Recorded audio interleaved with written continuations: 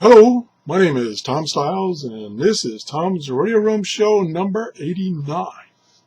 Yeah, I'm back in the office. The wife let me out of the garage. And I found a radio that I forgot I had. Well, no, I didn't forget I had.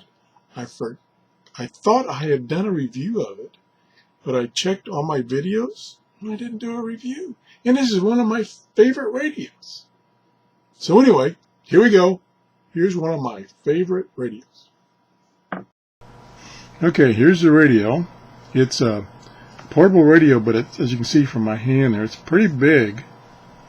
And I use this radio a lot. Let me back up. I used to use this radio a lot. And the reason I used it a lot was that it had a built-in where's the eject? It had a built-in cassette player, and you could record on a cassette what you were listening to on the radio. And so one of the things I used to do, and I still do but not as often, is I used to listen to a ham radio trader's net on Sunday morning, where they buy and sell ham radio equipment. And I would use this because sometimes I would get lost and I wouldn't hear the phone number of something. I would use this to record the show while I was listening to it, and then if there was something on the show I wanted to buy, then I could play it back later and get the phone number and the details of it. So that's why I really like this radio. It's a Radio Shack radio. It's a model DX-392. It's a shortwave radio. It has a lot of features besides the cassette recorder player. Let's just go over here. It has, for one thing, it has a numeric keypad, so you can direct dial, I call it, the frequency you want. You can just put in 3.945 and hit enter, and it goes there. It also has on the side turn that down. Accidentally turned it on. It has on the side a tuning knob if you choose to tune. So you can see it's tuning there. Got it on WWV. So you can direct tune, or you can use a tuning knob, or you can store a number of frequencies. So it has memory. I don't remember how many memory locations it has, but it has a number of memory locations. So you can store it, and then you can go search or pick a memory location to listen to. So that was another nice feature. The other nice feature is over here it had a sleep button. You know I like sleep buttons.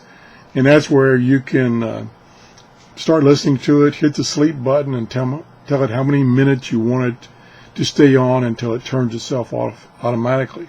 So if you fall asleep, which I do quite often listening to the radio, it'll turn itself off and it'll save the batteries and won't wake you up when you don't want it to.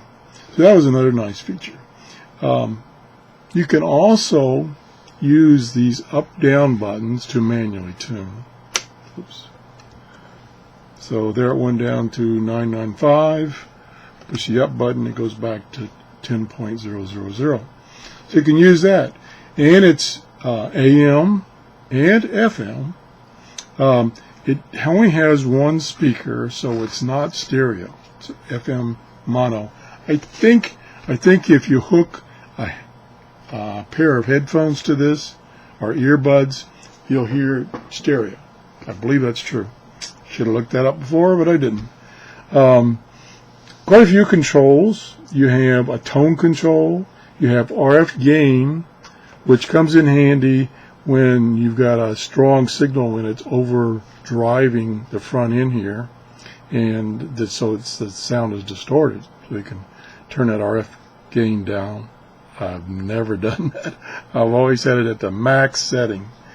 And then you have a BFO dial to tune single sideband. So this also receives shortwave single sideband. It's got a AM. Oh, here it is. It's got an FM mono and an FM stereo. So it does have FM stereo. And let's see what else it's got that I haven't mentioned. Oh, it's got two clocks.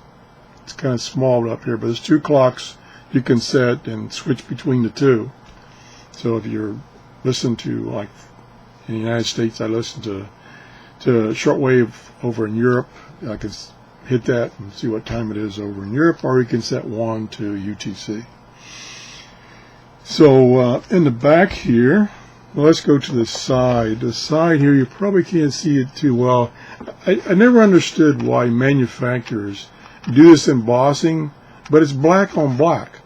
So it's still kind of hard to see, especially for an old fart like me.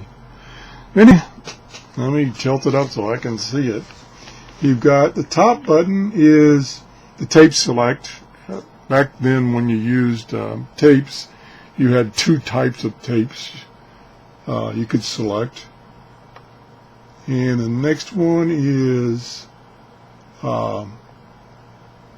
standby for the recorder. You can have it put the recorder in standby mode, and then there's an input that could turn the recorder on. And then there's the beat frequency, what type of beat frequency for the BFO you use. There's external antenna jack. That's a nice thing to have. Headphone jacks and a power jack. We go around here to the back, and there's a little time zone, I call it map, and this flips up, and so you can sit the thing back down. So that's kind of handy. This is the this is the battery compartment down here, and this radio is like in perfect condition. I bought it used, but it's in perfect condition. And then over here we have the tuning knob, which is kind of out of the picture, and we have two other buttons, which are to the top button. There we go. The top button is for how the rate at which this changes the frequency. So you can have it change it slowly, so you can fine tune it. You can have it switch it to another position, and it'll change the frequencies fast, so you can go through a band real quick. And then we have a lock, so that you put this thing in the lock mode, and then no matter what you do with the radio, nothing changes, so you don't accidentally change anything. It's good if you're trying to do a recording and you don't want to accidentally change what you're recording. And then the knob here is the volume knob. Going back to the front, this is the power. My camera's too low, it moved. Move back. Here we go. There's the power button on off. It's got a built-in antenna, telescopic antenna. There's a telescopic antenna. And it has a little piece of information about the frequencies and the bands, like the 120 meter band, the 90 meter band, that tells you what the frequencies are with those various bands. And then that's right here. And then the controls for the cassette.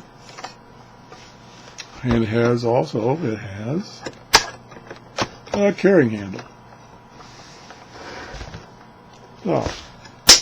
So that's the Radio Shack AM FM stereo. It also has long wave, medium wave, short wave, cassette, portable radio. And the model number again is DX-392. Okay, that's the show for today. Thanks for watching. Thanks for the thumbs up. I appreciate the thumbs up when you find one of my shows interesting. It gives me an idea of I'm doing things correctly. And comments. I love comments. If you got a question about this radio, I think it's like probably 1990s vintage, And they made another one like this that was a little cheaper. It didn't have the cassette recorder, but that was the whole idea for me buying this, was this cassette recorder. Unfortunately, the cassette recorder has stopped working, so that's why I don't use it very much. But I enjoyed it, and of course nowadays I let my computer do all my recording for me, so I don't really need this anymore. So thanks for watching. That's the show for today. Bye-bye.